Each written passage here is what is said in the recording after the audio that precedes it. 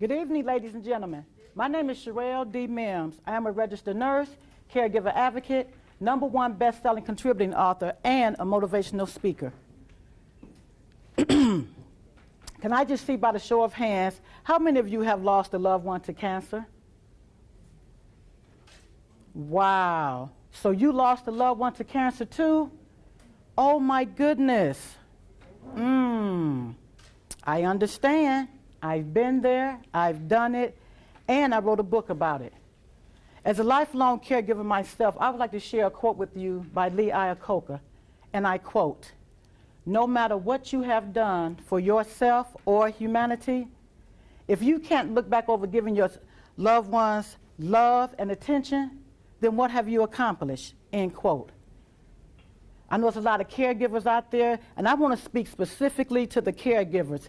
If you are a caregiver in the audience, Facebook audience, I want you to type in, "I am a caregiver." Because as a caregiver, you know we give ourselves to our loved ones, and we tend to lose ourselves. But the main thing about being a caregiver is to take care of yourself.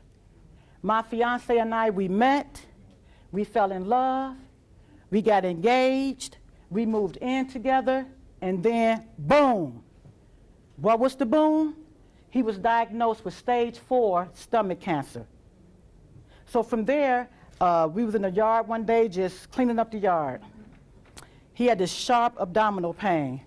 I took him to the ER. Once we got to the ER, the doctor had ordered a blood panel test and an ultrasound of his abdomen.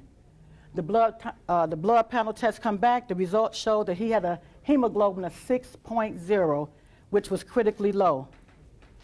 As we continued to wait in the ER for the final results of the ultrasound, the specialist come in, the cancer specialist, she come in, and she shared with us, yes, he had stage 4 stomach cancer, and she wanted to start aggressive radiation therapy and chemotherapy. Now let me share with you what aggressive meant to me. Aggressive to me means she wanted to go in there, do the surgery, and eradicate all of the cancer cells. That was a great idea. But my fiance, he didn't want to hear it. He was in denial, and he asked her to leave. Meanwhile, as I'm sitting on the side of the bed with him, we go into prayer, and I just said, you know what?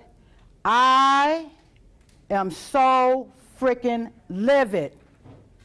She could have came in there and said anything but the C word, anything but cancer. I would have accepted. Because I know as a 5-year vet and taking care of cancer patients on an oncology unit, that chemotherapy and radiation therapy tears the body down. So let me just share with you how we ended up on the medical floor. After we come out of prayer, I turn to my right, and here is a young man ready to take him up to the floor. We go up to the medical floor, and before not even 1 hour before we get on the medical floor, here's the cancer surgeon. They have a conversation. He shares with him what he wants to do about the surgery. My fiance, he agrees to it. 3 days later, he's in surgery. Once he come out of surgery, he had to stay in the hospital for 30 days.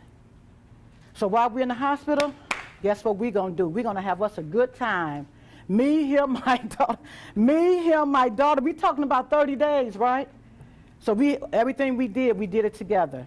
We ate together. We slept together. We walked the halls together. We prayed together as a family for 30 days. And just for those of you that I know, I'm speaking to my Facebook Live audience right now, because you know exactly what I'm talking about as a caregiver. If you are taking care of your loved one, you know as a caregiver and taking care of a cancer patient, how much time that requires of you. And if you are a caregiver and you are taking care of someone, type in the chat, "I take care of someone in my family." Be it your mother, your father, your sister, or your brother. Type that in the chat. So as I continue with this story, he had to have surgery. That was done. As all of that was being done, we go into the room. We're still there. We're having a good time as a family. We go home. This is where the story begins. He's at home. I had to make the appointment for him to go to radiation therapy and chemotherapy. We go to the doctor, the oncologist. He has him to have 6 weeks of radiation therapy, 12 weeks of chemotherapy. Now let me tell y'all about this horrific experience. And for those of you in my Facebook audience, listen up, because I'm sure someone can relate to this.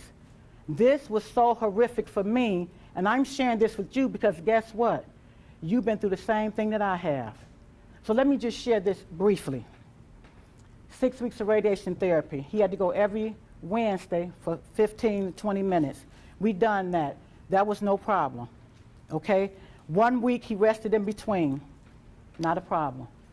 The problem was the chemotherapy.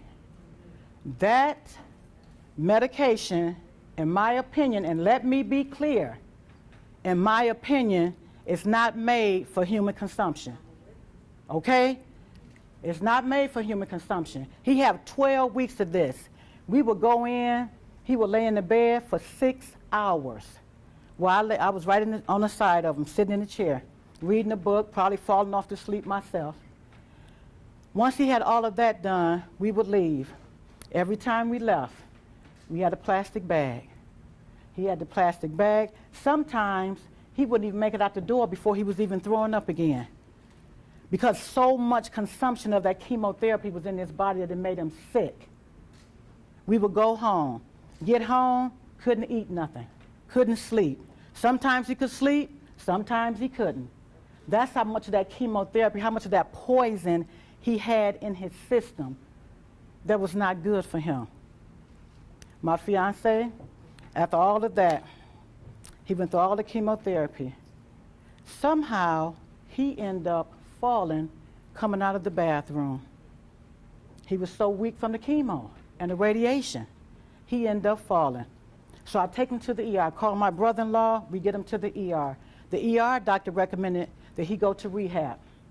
He go to rehabilitation, 25 days.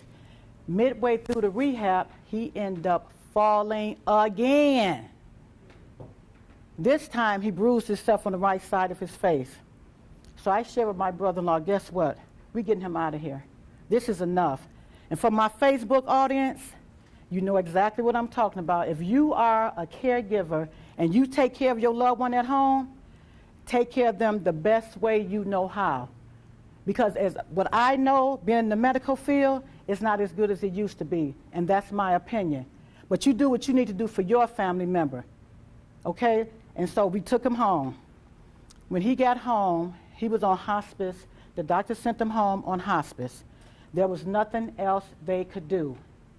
He go home on hospice. He was on hospice for 8 days.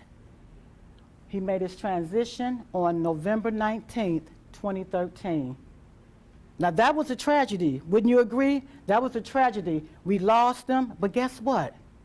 Even through all of that, being an oncology nurse and knowing how cancer works, it didn't really affect me as much as it did probably his family member, because I knew from my experience that he was going to make that transition. So he's out of hospice. Now what I end up doing, we end up doing, taking care of him and getting everything ready for him for his transition and going into the, the funeral and all of that. But even with all of that, that tragedy from that, I've learned to always take care of myself. I had got so engulfed in him that I literally almost forgot about me. So for my Facebook audience, always take care of yourself. So with that being said, let me just share with you the 3 things that I want you to take away from here, from being a caregiver and taking care of a loved one that you have lost. Number 1, what I did for survival, I had to find a support group. I found a cancer support group in the community. Number 2, eat a healthy diet. Stay healthy and exercise. What do you do to stay healthy? Eat a well-balanced diet. I ate meat, fruit, juice, water, and drank a gallon of water every day. What did I do for exercise? I walked in the neighborhood. I didn't want to go to the gym. I just walked the neighborhood, breathed in the fresh air. And number 3 for survival, continue to be around OPP or QPP, quality positive people. Hang out with people that's positive synergy, energy. Hang around those people. And then also what I did, I stayed connected with the women's ministry in the community. These women will call and check on me every day. Monday, Wednesday, Friday, someone would check on me. Tuesday, Thursday, Saturday, someone would check on me. For my Facebook audience, I want you all to know, stay connected to someone at any given time. Always stay connected to someone. My name is Sherrell D. Mims from Miss Sherrell Speaks. You can connect with me on Facebook and Instagram, and also my website at MissSherrellSpeaks.com. Thank you so much for your time. It was a pleasure. Thank you.